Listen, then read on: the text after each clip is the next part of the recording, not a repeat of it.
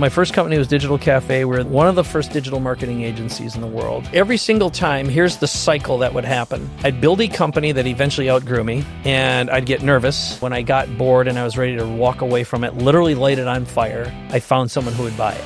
I've had 5 substantive exits and sold lots of products in between. There's always been a solve a problem, commercialize it, market the product by teaching the process. And now in AI, I'm kind of doing the same thing again. You could build a tool that scrapes data, write it in your voice, and make a whole bunch of synthetic videos and distribute it all over the internet. And I'd say more than half of the human population wouldn't know it's AI. So if you think there's a bundle of garbage out there now, you ain't seen nothing yet.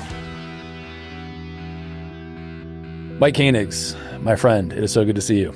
Thanks. I'm so glad we made this happen in beautiful, hot Austin. Fuck yeah. You think it's hot now, man. We're barely scratching the surface. It's toasty out there. I just left perfect San Diego this morning. I'm like, ooh, that place. Trade-offs. So you have sold several companies to big public companies. Mm-hmm. You've started many companies while I've known you. You have 19 books you've written. Several have hit bestseller status, actually probably all of them in whatever way you want to market them. Yeah. But one that I've got next to me, your next act, Wall Street Journal bestseller, big deal. Those are the harder ones to game. So I like to highlight that. I want to talk to you about all sorts of stuff, but you have been producing content online as a huge part of your businesses from like early 2000s, if not earlier. Yeah, before the 90s, believe it or not. Yeah. Before there was an internet. Yeah. So today, what are people messing up when they're trying to produce content? Well, I'm going to steal something that I've said for many, many years, but it's nuts on. I was actually watching a Gary Vee episode today, and he was effectively saying, until you've tried your content out on organic, don't bother spending any money on it. And now your content either makes money or it doesn't. It either builds a brand or it doesn't. And one thing that I never got behind. I've been using social platforms forever, ever since there were any. And then we had Traffic Geyser to broadcast to all of them. We just used them all as mules. Yeah. And I always said, get your people off the platform and put them in a list and sell them stuff. And of course, everyone was like, get followers, get likes. And I'm like, stupid, because at some point, just know every one of those companies are not your friends. They are there to take your money and take your customers' attention and your audience's attention. They're building on top of your back. Never forget that. And you might get a lift for a little while. But I think that's the central theme, is like create content that matters frequently. And if it isn't getting attention and then converting that attention into some kind of monetization strategy, I think you're doing it wrong. So the biggest mistake now is producing content to get attention without worrying about the conversion on the back end. Just makes sense to me. Why would you waste your time? Now, getting loved, and back when influencers were all the rage, it's like, oh yeah, they got 1 million likes. I go, yep, try selling something. And sure enough, if you remember the early times of the influencers, every one of their followers thought that content should be free and that they somehow should be receiving more free whatever. And you're somehow turning against their audience. It's like, yeah, you got to feed this machine somehow, right? Mm-hmm. But I can remember during the earlier days, people would come in and they'd say, yeah, I've got 1 million followers. I'd say, well, have you sold anything yet? You're like, no. And I go, well, why don't you try that and see how many you get? And how many are going to turn against you, because most of them are probably communists or socialists, and they expect it. If you're giving away free money and free food for a long time, pretty soon you have an entitled audience. Yeah. And you've got to create a conversation that's reality-based. And that doesn't mean be a greedy jerk and don't be like a hardcore marketer who's constantly nitpicking. I didn't say that. It's just like, understand what the value exchange is and what a real relationship is, and have a conversation about what's real. On some level, sales is sales is sales. Marketing is marketing is marketing. Mm-hmm. There are these timeless tenets that just exist. Mm-hmm. What has changed in how you use content marketing from early 2000s or 90s to today in terms of where it fits into the marketing puzzle? Man, I think it has more to do with the delivery. So if we go back to right when the internet was brand new, okay, pre-social media, pre-video. It was all SEO. Mm-hmm. And back then it was copywriting and a sales page. And one of the first pieces of software I ever wrote that did something real online is I built a tool that would generate 50,000 pages of content a minute. Okay. So it was SEO spamming, but back then that wasn't bad. It worked. Yeah. And I built a tool that would build tens of thousands of web pages that were filled with keywords and copy and some sort of an opt-in. And then this tool would go and ping all at the time, the search engines and say, hey, I have a new website. There was always an add a page feature. That eventually turned into what became Traffic Geyser. And then we started doing the same thing with video. And again, content spam wasn't a thing. It wasn't too long ago. You were happy when you'd hear, you've got mail, and you'd hear that and it made you happy because you got email and you'd sign up for a whole bunch of mailing lists. So you'd have something to read or you're sending jokes to your friends, right? That was early content marketing. And then it was ebooks. And then we had info products. And before, in the early days, when the earliest days of information marketing, you'd go to a Dan Kennedy conference and you'd see someone pitch for 50 to 75 minutes and sell something for $300 to $2,000. And you'd get a big box of stuff and the volume and the weight mattered. And then when we went to digital and you started having membership sites, and then it turned into communities. So along the way, we changed our sales strategy to the Jeff Walker style product launch with 4 videos. Okay. For a while, it was just one video, the equivalent of a sales page. And then, how do you create interest? How do you create engagement? I just think it's all the same thing. At the end of the day, it's an infomercial. The value of attention is at an all-time high. I don't think human brains can absorb more stuff. Okay. That's one thing that hasn't increased. But the cost of attention is higher now than ever before, and the cynicism level, and you're competing against incredibly bright, attention-getting young people who know how to create unbelievable engagement. So again, I think it's just a matter of who's freshest, who's faster. It's no different than pop music to me. It's like nothing's changed. Newspapers, magazines. Yep.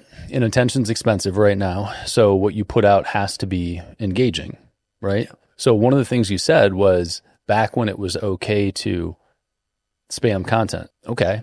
So we're moving into quickly, an era of AI content production. Yeah. So right now there's faceless YouTube channels and, God, I'm going to quote Gary V again, but I'm only solidifying something I've been thinking about and experimenting with. So, back in November of 2022, when ChatGPT was released, and I'd consider the first mainstream AI. Before then, AI has been built into our devices and gadgets and all sorts of stuff for a long time, but it was a chat interface. Brilliant. No different than really text messaging. Remember when we were T9 text messaging with our alphanumeric phones? I do. Right? Before the iPhone. I hated that shit. It was crazy. You'd see kids, their typing is like, I can't remember how many words per minute. It was insane with their thumb, or a couple fingers. So AI comes along, and it wasn't too much later. Synthesia was one of the first AI avatar companies where you could upload an avatar of yourself and create a synthetic human video, and it was pretty good. And then HeyGen came along, and I built a tool that would generate a report from a script based on all the data that I'd gather about you and make a custom video. It's still live as of right now. Custom video coming from you. Yeah. So it was a synthetic mic talking to you about you and how we could work together. And I built that like a year and a half ago. It's a long time in AI years. What I'm getting at right now is using tools like N8N and HeyGen, a couple other things. You could build a tool that scrapes data and then write it in your voice and make a whole bunch of synthetic videos that's good in your voice, and then distribute it all over the internet. And you could have either a faceless YouTube channel, and I'd say more than half of the human population wouldn't know it's AI. And in 9 to 18 months, you will not be able to tell. You will not be able to tell what's AI or not. So if you think there's a bundle of garbage out there now, you ain't seen nothing yet. Yeah. Now, what it tells me, though, is, like YouTube at the moment, the algorithm prefers what we're doing right now. Yeah. If it sees two real people on video and it can't determine that this is AI generated, the algorithm's going to bump it up higher than a Zoom style interview, for example. I think we're going to reach a moment in time fairly soon when the younger generation who's had all these digital tools and phones growing up in a social media world are going to crave an environment with real wood instruments performed on a live stage with no phones and no technology allowed, where you won't have someone's phone in your way, craving real connection. So it's just a cycle we're in. And the value of real is going to be even higher, about the time when most people don't learn how to play real instruments anymore. I have a million sort of different derivative paths to go down relative to that specific topic. Yeah. But the one that I run into all the time, especially because Easy Pay Direct serves the creator economy so heavily. We've got 25% of our portfolio are people creating content, right? And we used to call them info marketers. Now we call them creators or consultants or, whatever. Influencers. Exactly. But the question for me on that topic is, when, even it's happening now, but when we move into indistinguishable AI generated content, or even what's there now, when that floods the market, how does that impact the creator economy? Yeah. Let's think about what has value. So if I were going to turn this back to you and I said, all right, Brad, if you think about the most valuable brands in the world and what you feel has value and what you see has value, what are the things that come to mind that have the most value from a content perspective, from a personality and a brand perspective? What shows up?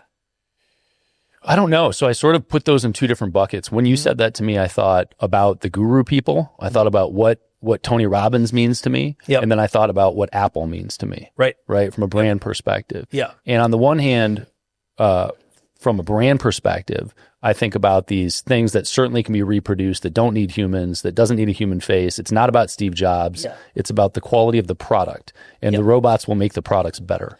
But then I look at Tony Robbins and I think, what would Tony really be without Tony?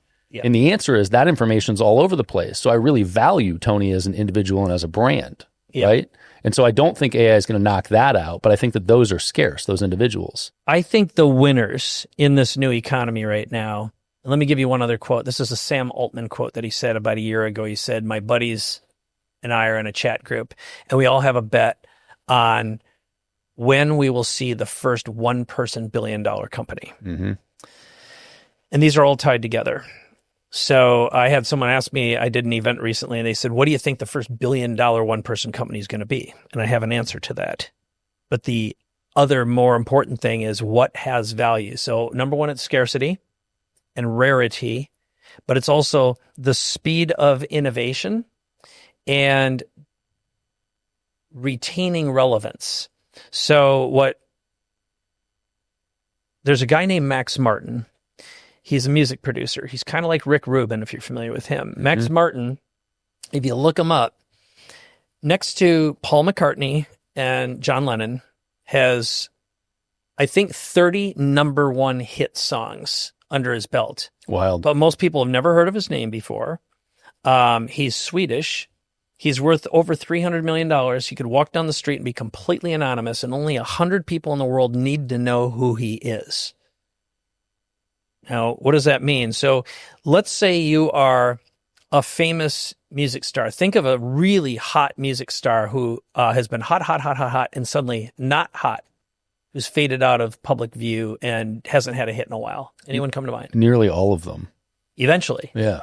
So when you're that person, relevance means more than anything to you. And on your way up, there's here, and then there's down. And very rarely can you ever maintain, like Sting reinvented himself many times. I think he's one of the greatest musical performers of all time, but he's a triple threat. He's a musician, he's a songwriter, he's a performer, he's a producer also. But Max Martin produces music. He makes more money than the actual artist. And if you want a number one, you call Max Martin. So he did the Backstreet Boys, Britney Spears, Pink, list goes on and on. Just like Rick Rubin brought Johnny Cash back from the dead. I think that illustrates the point of popularity, relevance, what kind of content. So if you're not a Max Martin, you're not an unbelievable producer. You got to find a way to create massive value, and it's going to be dependent upon rapid innovation, rapid iteration, and then speed to market, and then continuing to stay engaged with your customer base. God, I think I over-explained that one. So no. So I think that what I kind of heard was because the question was, how does it impact the creator economy? Yeah. Right. And what I heard was the creator economy will inevitably change to actually being the creator, not being the face of it or the guru, but actually being the creator of what's coming out, regardless of what the face is. Yeah. I'm going to plus that. So, lately, and when I wrote Your Next Act, I didn't fully comprehend this at the time, but think about these people. Okay, you got Steve Jobs, dead for how many years? 12, 13, something like that. Something like that. 2010, I think. And at any given time, Apple is still one of the most valuable companies in the world. Not the most right now. Part of it's because they have a dead fish running it. Steve Cook has the personality of something dead on my windshield. But he was the right guy at the right time who understood supply chain, which is what Apple needed. Still might, okay? But they haven't innovated anything really great in a while, in my opinion. Yeah, look, I think that's a very common opinion. Yep. AirPods, even though it doesn't seem like a massive innovation, is one of the best-selling products in the world. Absolutely. And I am not knocking it or Apple from that point of view. It's just that I haven't been excited by my iPhone in a long time. What are you talking about? But every year it's the newest, greatest thing. Yes, who cares? Now, Elon Musk. Doesn't matter if you like him or hate him. No, it doesn't. But unbelievable. I'd never bet against him. He's the wealthiest man in the world, and you're going to have an opinion about him. Yeah. And he does not pay for advertising or marketing, by the way, or publicity. You could go on and I'll say Bono. Everyone knows who Bono is. I think almost everyone. Maybe young people will be like, who's you too? Yeah. But that guy's made an impression. Now, if I say, okay, what cell phone provider do you use? AT&T. Do you know who the CEO is? Not a clue. Do you care? Nope. Do you have any real loyalty to AT&T? Zero. Right. How about your internet provider? Same thing. Right? Who cares? Yep. How about the car you drive? Do you know who the CEO of that company is? Elon. Okay. You got a Tesla. Yeah. Okay. Yeah. But if you had any other car, you probably couldn't answer the question. And if something better came along. Yep. And I think founder brands matter more now than ever before, because what they are a distinction of is that there is a founder with a mindset, some non-negotiable values and rules they live by. And everyone knew what Steve Jobs lived by and what he stood for, and he'd be the first one to say that shit, And Elon will be like, it's bullshit. Get rid of it. Launch more rockets. It's innovate, iterate, blow them up, blow them up, blow them up. But you know what? He's the only guy having the conversation. And I think in the world of the creator economy, if you're going to model the best in the world, even the founder, I can't remember his name right now because I probably can't pronounce it, but the guy who's CEO of NVIDIA, which is Jensen. the most valuable, Jensen, most valuable company in the world at this moment. That guy's got opinions. That guy's a leader. He is a founder brand. And founder brands multiply the value of everything that comes out of that company. Now, eventually, it's okay for him to go away. But Jobs has been dead a long time. Yeah. Well, I think so. So bring it down to, a pragmatism for most entrepreneurs, right? Because I think at scale, like first and foremost, I think there are great lessons to be pulled from the icons, right? And there's a reason that I was forced to read a bunch of dumbass books about Fortune 50 companies from the 90s when I went through college. Yeah. I know, it was so bad. I was like, why am I reading a fucking I got a study juicy about one Coca-Cola? for you that's not like that. I do have a great. Well, I want to hear it, but ask the question. The question is like, I think you can get a lot of lessons from this stuff, but the question is, how do you use it? Yeah, strategy and tactics for somebody that's running a $5 million, a $50 million, a $100 million company. Okay, so I'm going to give you a book reference, which is a really good read. And then I'll give you the formula that I use, and I use it all the time now. It knocks me out of every business problem I ever have can be solved by answering 6 questions. Okay. First, the book. This is a book called Build. It's by Tony Fadell. And he's the guy who brought the iPod to market. So, and before that, he was with Magic. Is it Magic Desk? It was a gadget that was kind of like an early iPad that had the internet and icons, and it didn't work very well.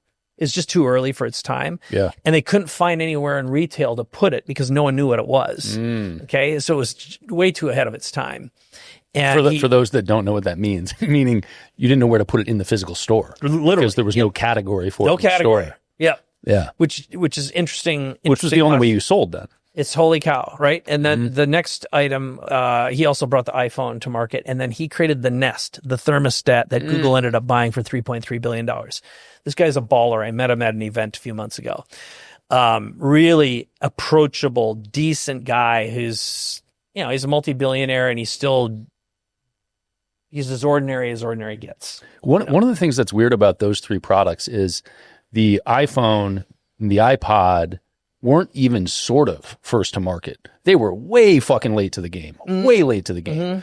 Nest was really first to market. It was the first digital that I knew of, the first digital Wi-Fi enabled. It owned the thermostat market, which sucked. It did suck. Forever. Still pretty much sucks. Nest is the only reasonable brand. It's the only one that doesn't suck. There are a bunch that kind of suck a little bit less, but they still suck. So this book is a masterclass in creating stuff that matters, and creating stuff that works, and thinking through and building businesses that matter. So if there's one thing someone gets out of this, go get that book. Now I'm going to answer the question. So I'm going to take you down the 6. Okay. So I'll tell you what they are, and then I'll tell you how they fit into building products that matter and that have value. And now I use it to architect every business we launch. So the 6 M's are mindset. So what are your non-negotiable values? And ideally, they're founder brand led. And the only reason is people, when you open up their hearts, their wallets will follow. And articulate founders who have stories to tell and stand for something will have a lot more impact than a thing. Always has been, always will be. Okay. Jesus Christ is a great brand. So is every other religion, right? Okay. So then you've got market, which is your ideal customer profile. And you've got to be able to tell, like if we break yours down, I said, okay, Brad, think of your top 5 clients you have. Who've had the longest, who've referred the most business to you, who do the most transactions, who are the least pain in the ass for you. You'd be able to tell me who those 5 people are. Right? Yeah, probably. And if you found 100 more just like that, you could live happily ever after forever. Third is the model. So that's the value and the brand promise. So it's always a combination of what your core values are, what you stand for. 1,000 songs in your pocket, make a dent in the universe. Apple made an impression. A bicycle for your mind. That was the original Apple II hook. Steve Jobs was a walking metaphor-making machine. And you look at the imagination that Elon brings to the conversation. I mean, I don't have a Cybertruck, don't really want one, but it grabbed a lot of attention. Yeah, it did. That is an iconic machine, whether you think it's ugly or not. Yep. And I do, by the way, but it doesn't matter. No, it's like my opinion doesn't matter for squat. I don't really care anymore. Now it'll be like what. So I want to make sure my market believes they have been delivered salvation through the brand promise and feel they've received value. So it's the value exchange. And how you make money.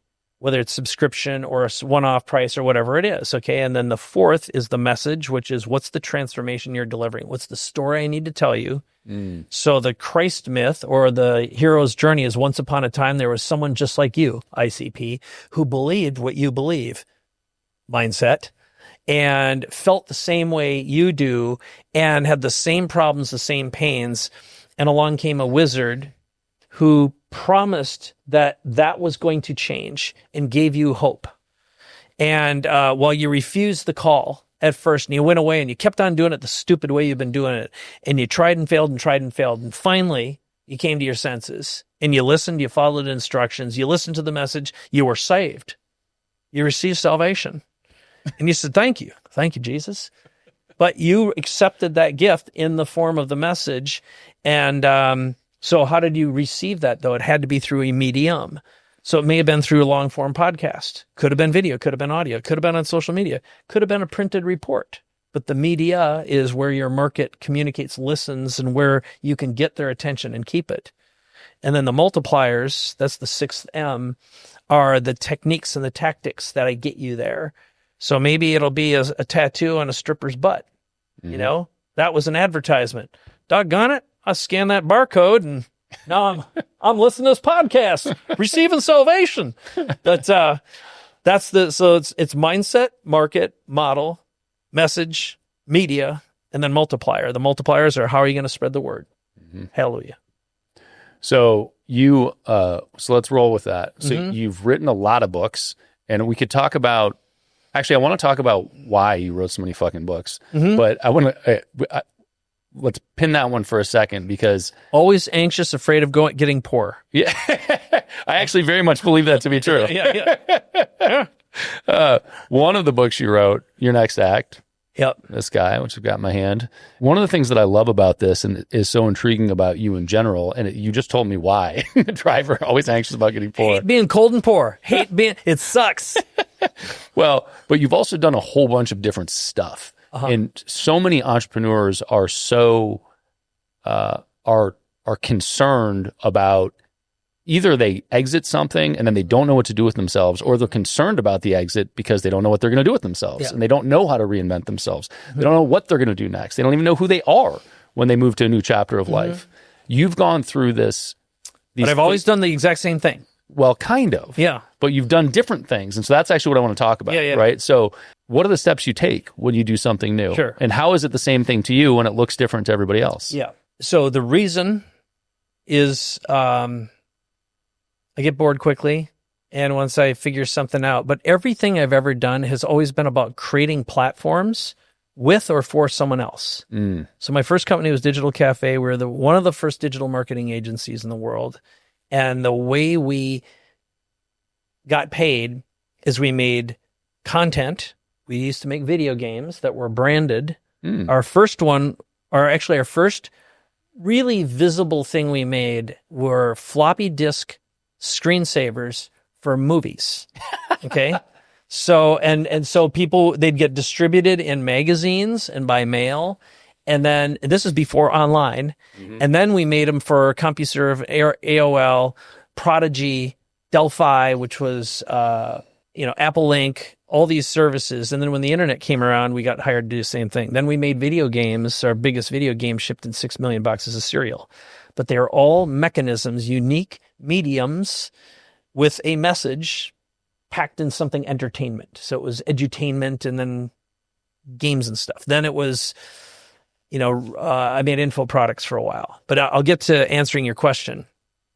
So every single time, here's the cycle that would happen. I'd build a company that eventually outgrew me, and I'd get nervous and anxious, and my tendency is to overcreate, make another thing, and create my way out of a problem instead of build a real company with a balanced infrastructure and great operators that I wouldn't drive crazy. Pure immaturity.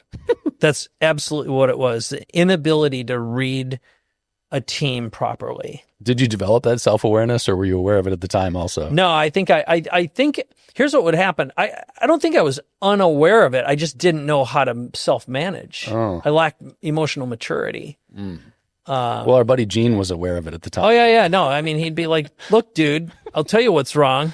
Gene is a mutual friend that has helped a lot of different companies with operations. Yours, one of them, and also helped you with a couple fails, exits, right? Two full exits. Yeah. Yep. Saved my life multiple times in many ways.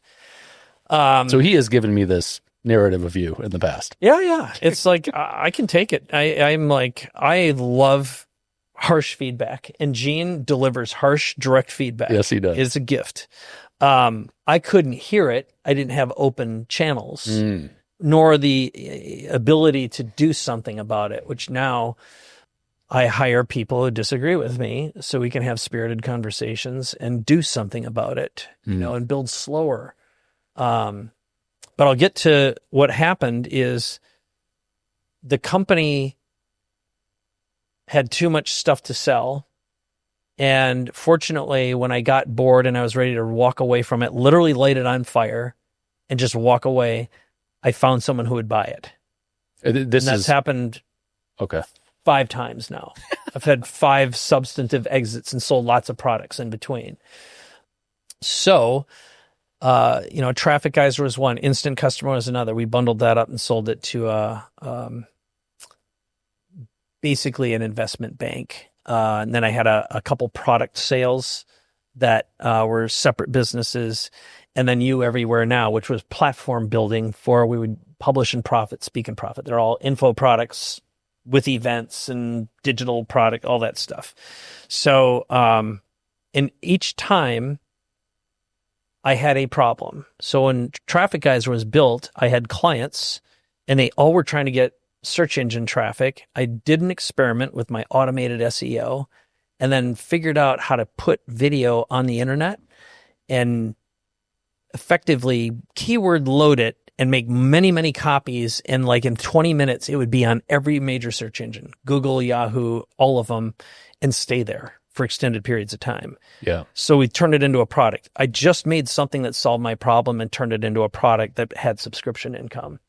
When I wrote my first book, I created a product called Publish and Profit. I was probably one of the first to figure out how to leverage Amazon and publish quickly and then figure out how to guarantee a bestseller status because we wrote software that data scraped Amazon's categories and figured out approximately how many sales in each category it would require. And then we would gamify publishing and promoting books. And each book was really a mechanism to promote the business, which then was very replicable. So there's always been a solve a problem, commercialize it, and then try to find a pathway that would market the product by teaching the process. And so now in AI, I'm kind of doing the same thing again. Are you connecting the dots backwards, or did that become clear to you at some point and then you just kept replicating? That's a really good question. So here's what happened. So the foundation of what became your next act, after I sold You Everywhere Now, there's a couple life experiences that led up to this. So 13 years ago, I was diagnosed with stage 3 colorectal cancer. I think you and I met before then. And then I went through it. Crazy. And I was like, I looked about the color of your shirt for a little while, gray green, alien-esque. It was bad. And I always say colorectal cancer is a bad place to get it. Very unpleasant. But that's when I wrote my first book. So I had no energy. Figured I might as well write a book, especially if I might die, I might leave something behind, right? And figure out how to do this finally. But then I sold Traffic Geyser Instant Customer shortly after. So I came back from the dead, packaged those 2 businesses up, and then started You Everywhere Now, kind of in between. And when that business model funnels started breaking, and I didn't want to do events anymore. I was just burned out. I knew it would kill me. That's the God honest truth. But when I sold it, I was also depressed and anxious. I couldn't sleep. And for the first time in my life, I was like suicidal. I wanted something to kill me. It was dark. And, but I belonged to Strategic Coach, and I sat down with Dan one day, Dan Sullivan, and I said, Dan, what do you think I should do next? He said, talk to 8 or 10 business owners and do the DOS on them. What he calls it's dangers, opportunities, strengths. Just interview them and ask them what do they want to do? What's preventing them from getting there? What opportunities are there that they want to take advantage of? And what are their strengths? And he said, after you interview a few of them, you're going to know exactly what you should do next. Yeah. And did you have any idea what the fuck he was talking about when he said that? Or were you like, sure, I'll blindly follow you and see where this goes? Both. Like, Dan's a really complex, deep human being who's so I hear unbelievable. I've been in coach for 15 years, and I've been doing a podcast with him now for 7. So, and he's 81 years old and so hungry. It's astonishing. So I walked away. I did that after 3 interviews. I not only had the answer, I knew exactly what business I was going to do next. And the answer was what became the Superpower Accelerator, where now I work with founders who are stuck in one of 3 places. They've either sold their companies and want to reinvent themselves, and they're lost, and they're usually anxious and depressed. Solve my own problem again, right? And there's an and there. I'll get to that. The second is a founder owner who has a business, but they're frustrated and tired of what really is their packaging, positioning, marketing, messaging, because someone with a worse product with fewer credentials is making more money and selling premium products. So what they want is they want to make their business premium and create premium products. And they probably paid companies for years and got nothing, and their teams can't innovate their way out. So they have an innovation and a new problem. So one is reinvention, one of them is innovation and new, and the third is a frustrated founder who has seen a similar thing. Other business owners, less credentialized, not as smart, who've got speaking gigs, they've got authority, they're getting attention, they're relevant, and they're like, what is wrong with me? So what I set out to do was to solve that problem, which was really my own. How do I reinvent myself in record time? How do I build a business I love for the rest of my life based on my superpower? Or how do I multiply the value of everything I touch for the rest of my life? Founder-led brand. So I solved my own problem by making a business to solve that same problem. It's the ultimate therapy. Interesting. So, and this is basically what you've been doing the whole time. Past 7 years. Okay. We've done about 150. Yeah, no, I mean...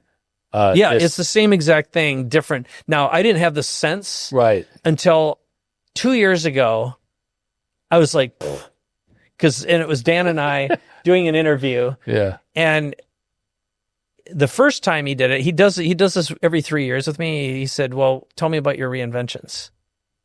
And really what he's trying to do is get me to realize what the hell I've been doing with my life, my whole life, right? It wasn't until Dan really kind of psychoanalyzed me on our own show that I got it. And now that I'm doing this with other founders, I mean, we can't get to heaven staring at our own belly buttons. We all need coaches, and there's got to be skin in the game and fear of loss. And also, you've got to be willing to confront the identity. The thing you think is you is a hallucination, and it is keeping you stuck. Your own self-perception is preventing you from having the courage to ask for more and to be more. And sometimes it takes a brand new skin, and that's what a rebrand is. And also the courage to make up something and ask 10 times more for it from an audience that feels out of reach and out of touch. That is salvation. It's self-perception.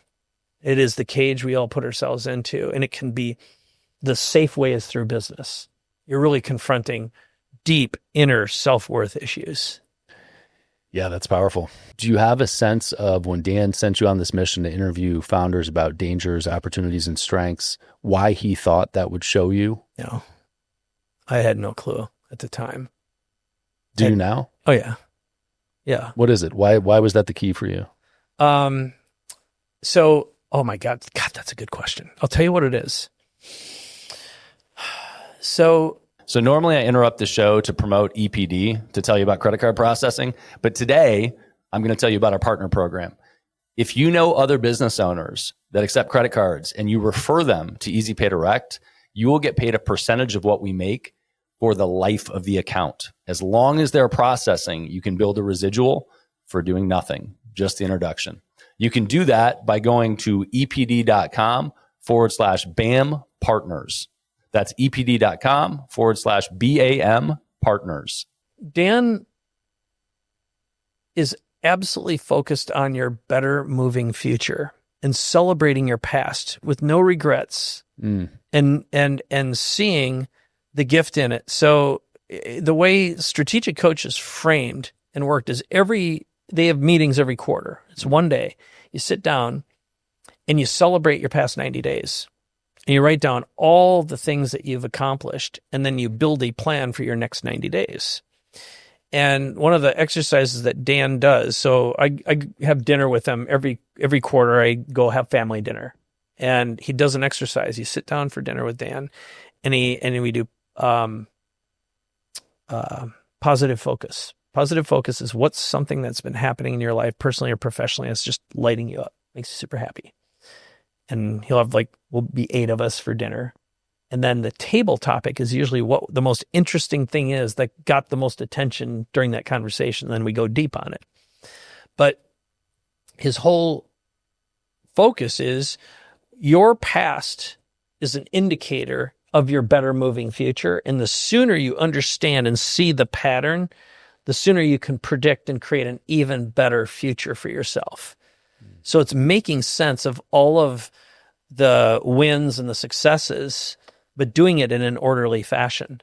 And I just never did it.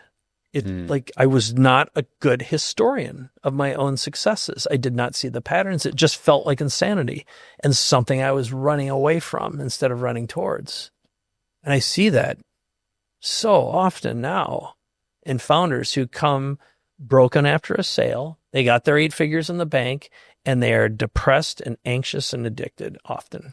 Scary. It's common, more common. When I get to have this conversation with them, most break down and cry, and they say, I have no one to talk to about this shit. What are the steps that you encourage people to take or you help people take to understand how to connect the dots of their past as it pertains to the future that they could potentially have? I'll tell you something that it's the best marketing campaign I've ever created. That also is therapeutic, and it wouldn't be. I was doing it anyway. I didn't realize I was doing it, and then we turned it into a marketing campaign. And I'm going to give credit where credit is due. Joe Polish interviewed a guy named Ron Lynch. Oh, I know Ron very well. Okay. Yeah, Ron has been on the show, and he's a good friend. Great. Yeah. So Ron gets kudos for this. Love that. So Ron, of course, had been in the infomercial business, television, for a long, long time. Yeah, that's an understatement. Yeah, long time. And super fascinating guy, just like... So bizarre. Yeah. Larger than life.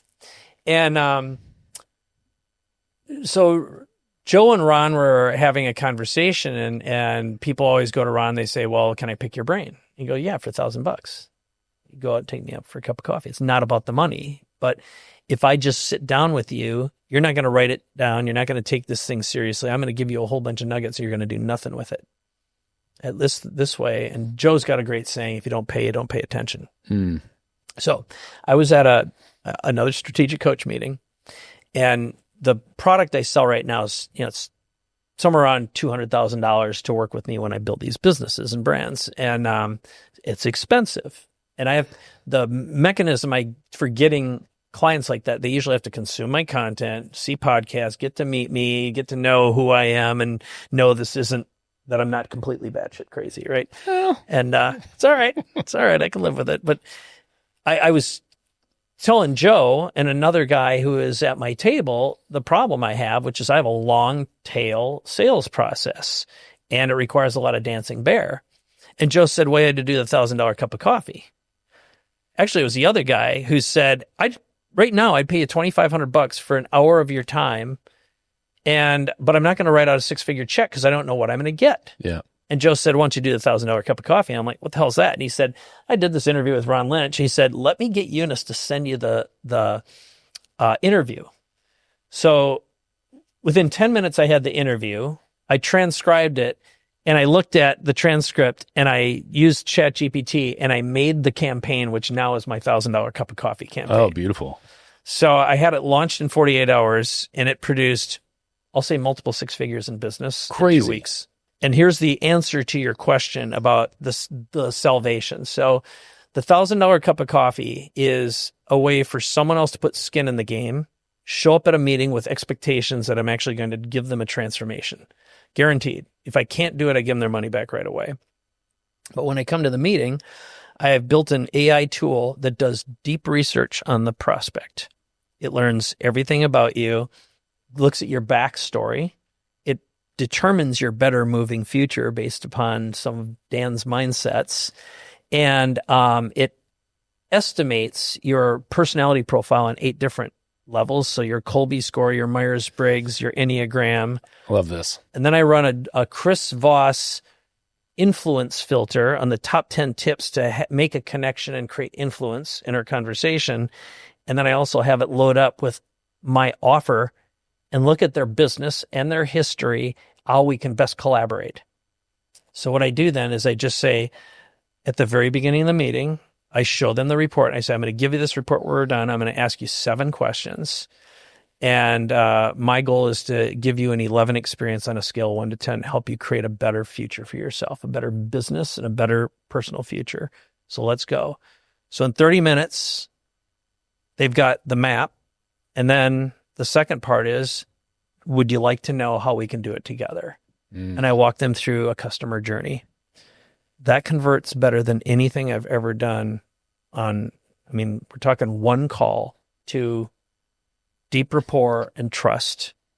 And I think the answer to all of this is if you can show someone a logical progression from where they are, help them see their past with clarity and give them a better future and show them a pathway and a map to get there, they will trust you to deliver. Are you, I would assume then, you're prompting them to give you as much data as possible on the front end, fill out a form? It's one form. Mm-hmm. And now what I do, I simplify it even more. I ask them, you can just read these questions and send me an order file with the audio, and I use voice recognition. What kinds of questions? Because ultimately the purpose of the questions is to allow the robots to dig in and do deep research on them in the background, right? Yes. So I'm going to give you the questions, and I'll pre-frame that by one of my other books is called Punch the Elephant. It's my sales book. Seems dangerous. Yeah. Well, if you're going to walk in, there's going to be you and an elephant in the room. You better knock that bastard out as soon as you walk in the door, or have him knocked out when you walk in the door. And that's the whole thing, is what's the biggest objection that someone's going to have? That's the elephant in the room. Nice. And there's a secondary elephant, which is eels kill deals. So it's not just the elephant, but it's he or she who influences the elephant has twice the force. So it's the silent one. It might be the spouse or the business partner who's not there during the first conversation. You got to knock both of them out. Yeah.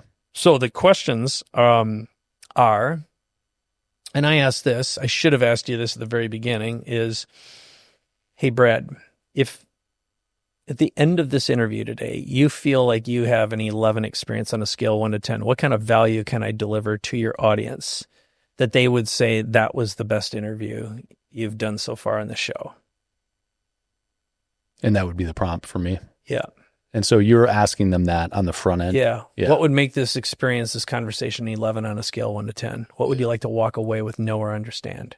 Got it. And that's the first question. First question. That's awesome. Okay. Yep. And then I ask a variation of what's known as the Dan Sullivan question. The Dan Sullivan question, also called the R factor, is if you and I were to sit and meet here 3 years from today, what will have happened personally and professionally for you to be happy with your progress? That is a big ass question. It is, yeah. So now you're projecting into your better future self, or what you think it might be. And then it's what dangers are preventing you from getting there? What have you tried and failed at? How much does it cost you in time, money, resources, energy, relationships? and then opportunities. So if this problem were alleviated, what kind of opportunities could you take advantage of that you can't right now? Mm-hmm. What do you wish you could do that you can't, but you lack the resources, capabilities, or knowledge? So I would assume, I'm thinking that in this context, because they put $1,000 in for an hour, they are, and I think the frame of the $1,000 cup of coffee is awesome, right? But because they've invested, they probably take that form seriously. Oh, hell yeah. No, if they don't fill it out, I just refund them immediately. And if I can't help them, I give them back their money immediately. I take every one of these seriously. I don't need the $1,000. Right. It's a symbolic exchange of energy and a bond of trust. Yeah. I really hate the way you said that, but I understand. I know. Symbolic exchange of energy. Yeah. Not in a dirty way. No. Just a cuddly way. No. No, I mean, that I actually, know what the last question is? yes, please. Okay. Yeah. So it's better future, dangers, opportunities. And then, now this is, again, a variation, but if I said to you, Brad, if you could spend 95% of your time doing what you were meant to do, what you're destined to do, what you love to do most, where you feel like you're creating the most value, what is that special thing? How many people don't know the answer to that? Many don't. Yeah. You can guess. What's your guess? What their answer is? No, what your answer is. Oh, what my answer Your is? unique ability, your superpower. What do you love to do more than anything that just lights you up and you do it for free? Man. And it just so happens that it just works. And what you're known for. People who've known you a long time say Brad is the best in the world at. Bro, why do you think my question was, how many people don't know the answer to that? Yeah. But if you had to guess, you had a gun to your forehead and 10 seconds to live, what would you say? I mean, I think for me, I think it's something, I don't know the activity. It's just progress, in disciplined progress down a path is ultimately where I thrive, where I feel like I'm doing the best thing, is consistently growing and pursuing a bigger objective. Yeah. I think you're a natural problem solver, and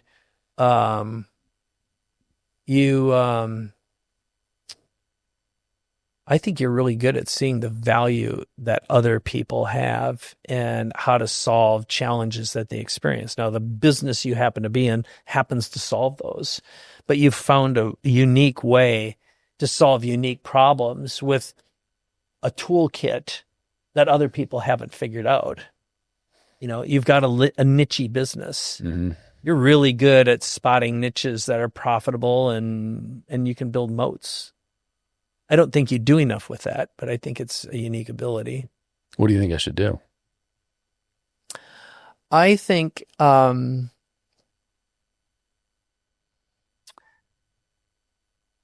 you could build a much bigger, more valuable platform as a super connector.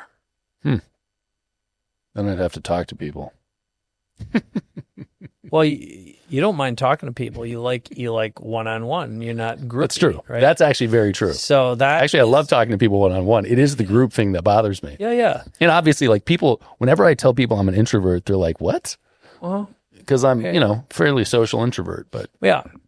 So I might have to spend some more cycles on that. So it would be, because here's, one of the tagline is creating a business you'll love for the rest of your life. Mm-hmm. I approach it through that lens. Yeah. Let's just pretend. Now I got a couple of years on you. I just turned 59. So, I'm hitting that 60 mark. I have fewer in front of me than I have behind me. Right? Probably. Statistically speaking. Yeah. And I had stage 3 colorectal cancer. There's certain damage that was done by the medicine. Okay. I have to live with that. Chemo and radiation are not kind to the human body. No, they're not. So with that in mind, I'm living life through a different filter than I was 10 years ago.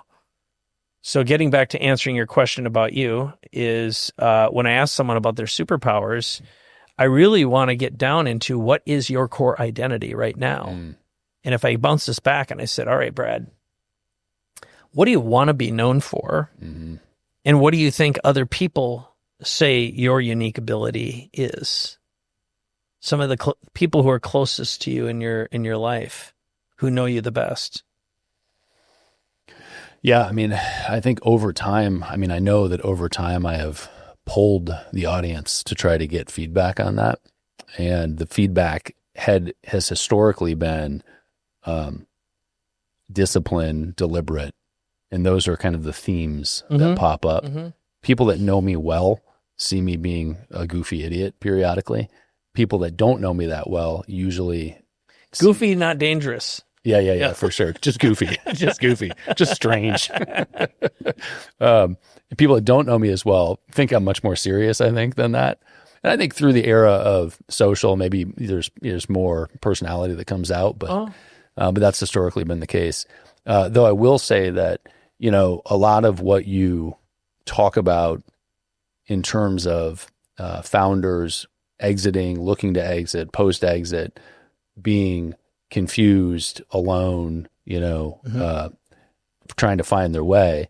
I totally understand that. Yeah. And I think that part of that is that when you solve your initial challenges in life and you go through these different sort of plateaus or stages, as you solve those problems, you are confronted with new ones. Yeah. And you don't know what they're going to be until you get there. Well, I'll tell you what the big ones are that stay there all the time. So we all fear banishment. Okay. And that's banishment from the tribe, which is deep-rooted shame. But if you're banished, prison, for example, is outside the a very complicated form of banishment. Because once a felon, always a felon. And it's hard to recover from that unless, by the way, if you're an entrepreneur, you can, not as an employee. But the other one is relevance. So without naming names, I know a lot of aging, old or dead celebrities and gurus. And that is what they're most terrified of. And this is why most men die quickly after retirement, because they not only lose their purpose, they don't feel valued, but as soon as you lose relevance, you can't pick it up. It's like scraping onto a greased steel wheel. You just can't get back on again and build momentum. So there's a pretty famous, he's just passed not that long ago, someone who had some legal problems and was very famous, called me up and said, I really need your help. And I'm like, dude, you are a dangerous personality to be around. I can't risk help. Like, I can't do it with you and for you because the risk to my own reputation would be too high. And it really hit me hard when I said those words that and I didn't dislike this human being. It's just that there was way too much to dig through. But his challenge in creating relevance again was so dramatic. It would have been nearly impossible. All right. So let's bring this down to all of the operators out there. So make it relevant. Well, right. So yeah, look, I mean, as a young entrepreneur or an old one that's doing a few $1 million a year, and kind of looking at scale or ramp. We've talked about these big levers. Do you avoid doing that for the risk of not having it later? Do you do it anyway, knowing it's going to go away later? Do you somehow decide that you're going to be relevant forever? Like, how do you solve for that? Yeah. So here's the toolkit I always built. You should have your equivalent of a TED Talk, a speech that you could do in 10 minutes or 50 minutes ready all the time. And there should be one that's your founder brand version, which is who you are, what you stand for in a way that's meaningful to an audience, the audience you wish to serve. So one of mine is I literally have a story called Your Next Act. It's ready to go all the time. I have another one called Punch the Elephant. It's my sales tool, right? I've got probably a dozen on AI, days and days worth of content. So be prepared to create value everywhere you go.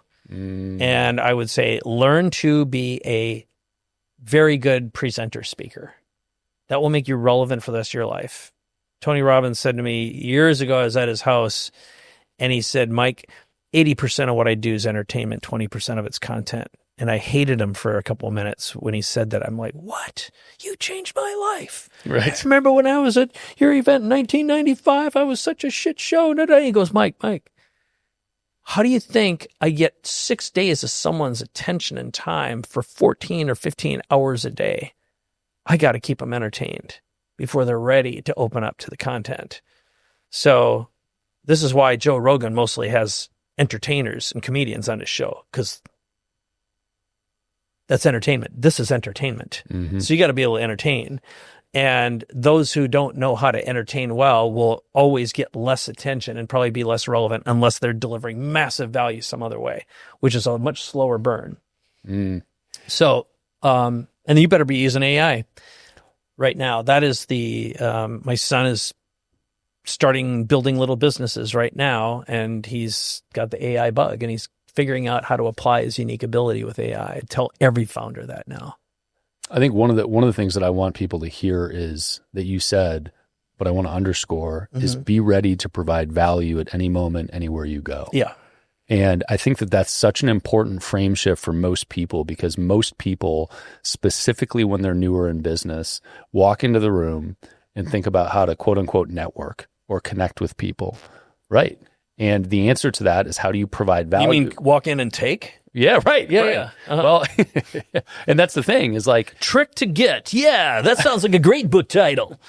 but even if you're not proactively thinking that, just having the frame of how do I meet people and connect with people is very different than walking in and thinking, how do I create value? It's also then a step or two beyond that to say, I'm going to prepare a number of different ways that I know I can provide value to people when I come into the room, and be ready to do that. Yeah. And I think that the lack of preparation frequently is what causes people to fail from start, right? Like they should know that they're going to fail because they're given the opportunity, but they're not ready to have it. That is absolutely true. So getting back to being able to create some value. So someone can walk away from a conversation with you, which I will tell you flat out. If you follow the questions that I gave you at every party and just ask people those questions, people will think they will have had the best conversation and most intimate, meaningful conversation of their lives. And by the way, you did no speaking. It was all about them. So the show has to be all about them. Yeah. And like, if I would have masterfully done this interview with you, I would ask you almost all the questions. I would have reversed them and made you the show the whole time.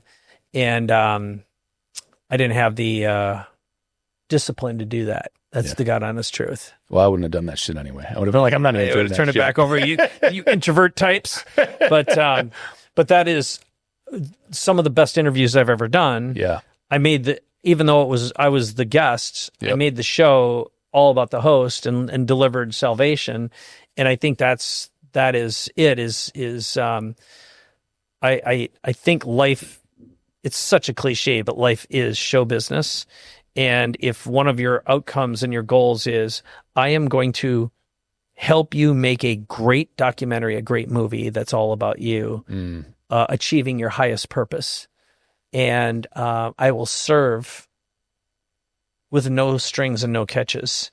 So if we go back to the symbolic, even though I made fun of it at first, like the symbolic story of the crucifixion and Christ died for your sins. Okay. That is such a powerful, symbolic, energetic exchange. Even before you were born, God's son died for you. Okay. That is the sacrifice of ego for a purpose that is hard to comprehend for humans. And there's so much wisdom locked into that mythology. So I'm not speaking about Christianity. It is the greatest story ever told. That's why it's been retold for centuries, many millennia. And I think it's useful in the context of how can you show up. Yeah. And then in the meantime, you better have some damn good capabilities. You know, it's like Napoleon Dynamite. It's chicks love skills, girls love skills. A guy with skills, like nunchuck skills and trapping skills, but got to have some capabilities. Yeah, for sure. Well, the fake it till you make it is weird advice.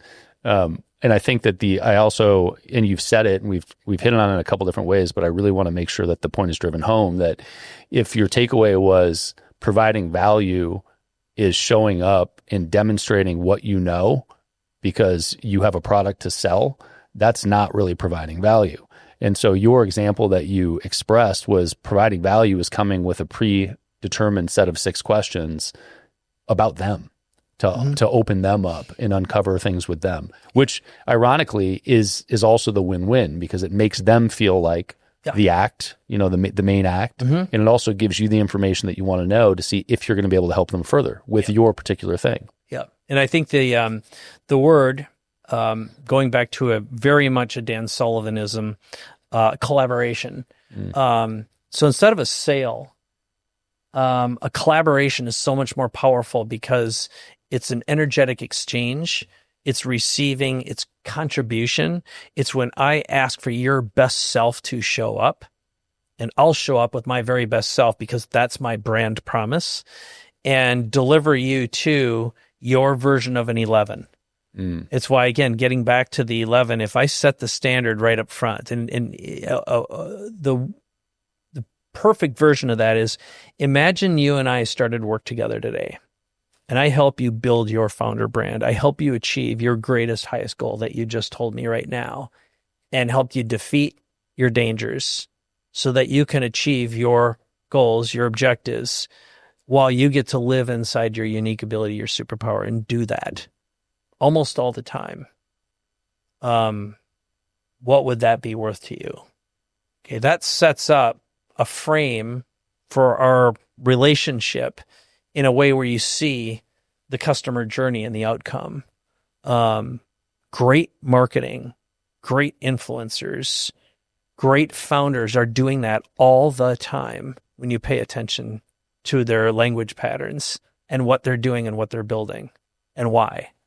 How much time do you allocate, if you are a new entrepreneur, to trying to figure out those questions versus executing on the thing that's in front of you and trying to make it work? Yeah. Let me give you a real life example of something I just did. So I have a really interesting client. The name of the company is Endureed, Endureed, and I'm working with the founder. His name's Abram Huber, Huber, Huber. And they make synthetic thatch. So if you want to make a tiki hut for your backyard, it looks like the real stuff, except it's fireproof, weatherproof, bugs don't live in it, rats, bats, and critters and stuff like that. And it's not toxic. You don't have to treat it with anything, and it lasts forever. They put some of it on Disneyland Animal Kingdom. Been there 25 years. Like, what the hell does this have to do with anything? So is it wildly expensive? No, it's not. Oh. It's super affordable. Huh. Yeah. It's really easy to install, and they've got like basic stuff. So you could just turn this place into a cute little tiki bar. You could do a tiki bar. More people will want to come to your studio. It's cool as hell. And then the second thing is they've got like stuff for houses, and then they do their high end for theme parks and all that. And we were talking, and we were just coming up with some new ways to market. And Vivian, my wife, said, "Hey, I wonder what our backyard would look like if it had tiki thatch on it." So we made a little chat GPT that would put thatch on a picture of our backyard, and we're like, let's make an app. So I used a tool. It's by a company called Abacus, and there's another company called Replit, and then there's Cursor. There's all these code generators. They call it vibe coding. Mm-hmm. And I built an app that made this tiki hut maker, right? A little app. It's called Thatch It. Nice. And prototyped it and showed it to them. They're like, yeah, let's do it. And the point is, here's the value. So if I were a young person right now, or any entrepreneur, and I wanted to create something new, I would start just meeting with people and asking them the questions. It's the punch the elephant question. So I'll give you guys the book so you can give it away. It's how can I make our conversation 11? Tell me about your better future. What dangers, opportunities, strengths? And then if I felt I could solve that problem, nowadays you can sit down with these code generators and invent software that's prototyped and semi-functional in about an hour. Okay. And then either vibe code your way to the end, or you work with a programmer and show them this and say, now build it so it's real and done. Yeah. All right. That is the future of AI in business, is having meaningful conversations, solving a problem, prototyping it in real time. So the answer to your question is, how fast can you bring something to market and invent a solution? And nothing is unsolvable now with AI. You can, the notion of saying, I don't know how to do that, or how do I, is a disease of the mind that can be cured and solved by having ChatGPT installed on your phone. Nothing is unknowable now. Nothing is unmakeable, and nothing is undoable, no matter what your education or your location on the planet is. And most human brains are not ready to receive agency, to actually have ownership of their thoughts and solve problems that are solvable. So what I think I just heard is, your advice for a new entrepreneur is to get your mind straight and know that you have to solve the problem. Interview people, ask them deep questions to see what their problem is, Yep. and run to solution and go to market with it. Yep. And hang out with entrepreneurs for the love of God and all things holy. The world that we are living in right now is going to be owned by those who know the trades, and those and curious generalists who know how to use AI, and they're the mentors who help pave the way, and the apprentices who are willing to receive the gift of acceleration. Those are the 4 types of people I'd spend all my time hanging out with right now. Be a great apprentice, find a mentor, learn how to use AI, and hang out with entrepreneurs. Because if you've got a employee mindset, waiting, trying to figure out how to get by on a wage instead of creating massive value, that is a disease of the mind. Mike Koenigs, I love hanging out with you, man. The same. Always been that way. Yeah, it has. It has. Where do you want to send people? Which of your 19 books do you want to fill up people? So if you go to, here, I'll start here. Yeah. This one is, go to paidforlife.com/free. That's, you'll get, it's the same as my website, mikekoenigs.com/free, but you get your next act, and that'll get you into getting all of them, or aiaccelerator.com/free. You'll get you the book. And this is, it's not just like how to use AI, it's how to think in AI, how to reprogram your brain to think about the new economy and innovate differently. Yeah. I mean, I'm glad that you hit on the thought process side of it, because if you're not asking the right questions, you're not going to get the right answers. Truer words never spoken. That is the answer. If you don't have the life you want, it's because you're asking the wrong questions, for sure. Love it, man. Well, until next time.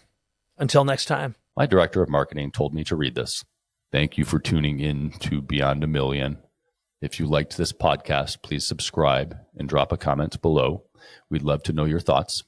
If you want to learn the strategies that our guests such as Neil Patel, Amy Porterfield, and Grant Cardone use to scale their business, you can find more episodes on our website at beyondamillion.com.